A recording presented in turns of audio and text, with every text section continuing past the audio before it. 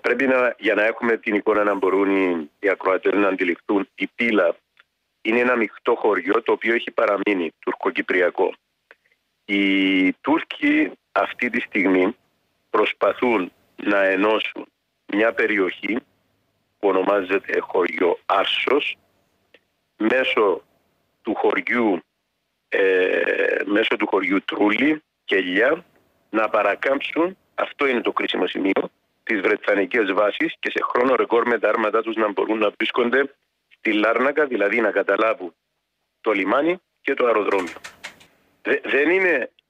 Δεν είναι απλά ότι δηλαδή θέλουν να κάνουν πρέμιξ ένα κομμάτι δρόμου που είναι στην νεκρή ζώνη, αλλά είναι η στρατηγική διάσταση του ζητήματος. Γι' αυτό η όλη ιστορία δεν είναι τόσο απλή και θέλουν να χρησιμοποιήσουν ακριβώς για να το πετύχουν την νεκρή ζώνη, την οποία δεν θεωρούν νεκρή ζώνη, αλλά θεωρούν κατεχόμενο έδαφος.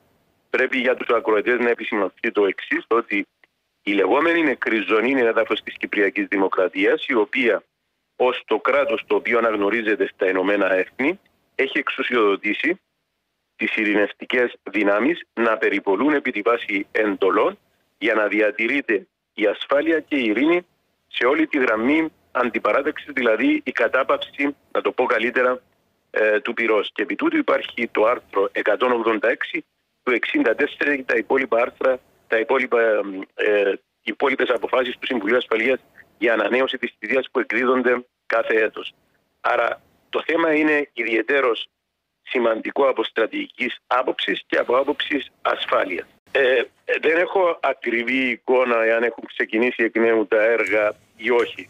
Η εικόνα που είχα μέχρι χθες, και μάλιστα είχα και φωτογραφίες και βίντεο, άλλα λένε τα Ηνωμένα Έθνη και άλλα συμβαίνουν στην πραγματικότητα. Δηλαδή τα Ηνωμένα Έθνη, ενώ έλεγαν ότι δεν είχαν γίνει έργα, δεν είχαν συνεχιστεί τα έργα, πριν από 2 μέρες ολόκληρο το απόγευμα οι Τούρκοι είχαν ενώσει ένα κομμάτι του δρόμου 800 με 1000 μέτρα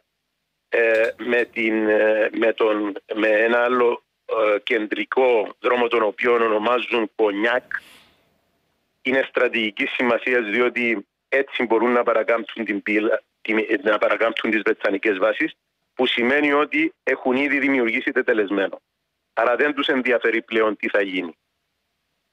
Προσοχή εδώ. Έχουν ενώσει το κομμάτι των 1000 μέτρων το οποίο ήθελαν για να μπορούν πλέον να ενώνουν Άρσος, Κονιάκ, Άγιος Νεόφυτος Τρούλων και Λιά Λάρνακα. Οι Τούρκοι τώρα θέλουν 2 πράγματα. Λένε ότι η νεκρή ζώνη στο συγκεκριμένο σημείο είναι κατεχόμενο έδαφος, άρα δεν είναι δικαιοδοσία των Ηνωμένων Εθνών, και θέλουν να αρπάξουν μια περιοχή που περιλαμβάνει και το μειχτό χωριό της Πύλας. Αυτό είναι το πρώτο. Το δεύτερο είναι ότι παρακάμψουν τις βρετανικές βάσεις και σε πολύ σύντομο χρονικό διάστημα μπορούν να βρεθούν στη Λάρνακα και σε στρατηγικά σημεία όπως το λιμάνι και το αεροδρόμιο. Και το τρίτο, διότι λίγοι το ξέρουν, προσοχή, η συμφωνία μεταξύ των ειρηνευτών στην νεκρή ζώνη υπογράφεται μεταξύ του ΟΗΕ και της Κυπριακής Δημοκρατίας. Οι Τούρκοι εγείρουν θέμα υπό την εξής έννοια, ότι δεν μπορεί πλέον τα Ηνωμένα Έθνη να περιπολούν στην νεκρή ζώνη ή να ενεργούν στα κατεχόμενα εάν δεν υπογραφεί χωριστή συμφωνία με το ψευδοκράτος. Καταλαβαίνετε ποιο είναι το επόμενο βήμα? Πρώτο είναι θέλουν να αρπάξουν ένα κομμάτι της νεκρής ζώνης. Δεύτερο, θέλουν στρατηγικά να βρεθούν και στρατιωτικά να βρεθούν στο λιμάνι και στο αεροδρόμιο. Τρίτο, θέλουν να αλλάξουν το καθεστώς της ειρηνευτικής δύναμης στην Κύπρο. Που τι σημαίνει αυτό? Σημαίνει η κατάργηση του ψηφίσματος 186, το οποίο ψήφισμα του 186 του 64 δεν αναφέρεται μόνο στην ειρηνευτική δύναμη. Προσοχή!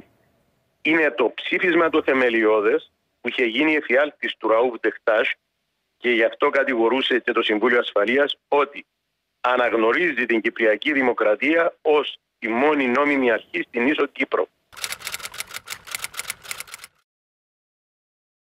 Έγινε η εισβολή των Ρώσων στην Ουκρανία και έχουμε πληρώσει κόστος και ως Κύπρος και ως Ελλάδα, διότι εμείς ταχθήκαμε μαζί με την Ευρωπαϊκή Ένωση και τις Ηνωμένες Πολιτείες της Αμερικής και πολύ σωστά, διότι είχε γίνει μια εισβολή και χαλάσαμε τις σχέσεις μας μαζί με τη Ρωσία.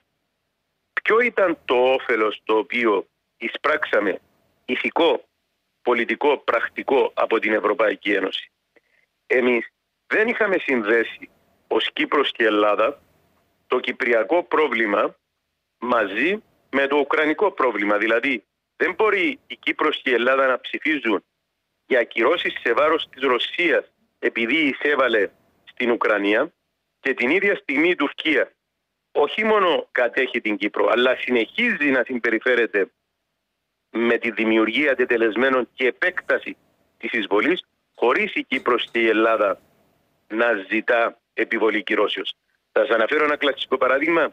20 Ιουλίου 2023 η Κύπρος και η Ελλάδα ψήφιζαν στο Ευρωπαϊκό Συμβούλιο υπέρ της παράτασης και της επέκτασης των μέτρων σε βάρος της Ρωσίας, αλλά δεν άνοιξαν το στόμα τους να πούν ότι υπάρχει και στην Κύπρο κατοχή και ότι μια μορφή μέτρων πρέπει να επιβληθεί και στην Τουρκία, προκειμένου η Τουρκία να έρθει στο τραπέζι των διαπραγματεύσεων για να συζητήσουμε για μια λύση επί τη βάση των αρχών και των αξιών της Ευρωπαϊκής Ένωσης. Διότι δεν μπορεί η Τουρκία να είναι υποψήφιο για ένταξη κράτος και να κατέχει εδάφη της Ευρωπαϊκής Ένωσης.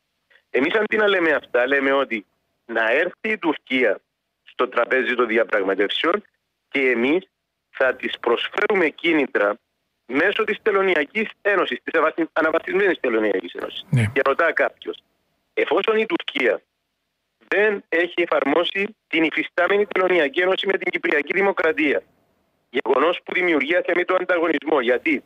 Διότι τα τουρκικά προϊόντα μέσω της κοινής αγοράς εισάγονται στην Κύπρο. Τα κυπριακά προϊόντα απαγορεύεται να εισαχθούν στην Τουρκία.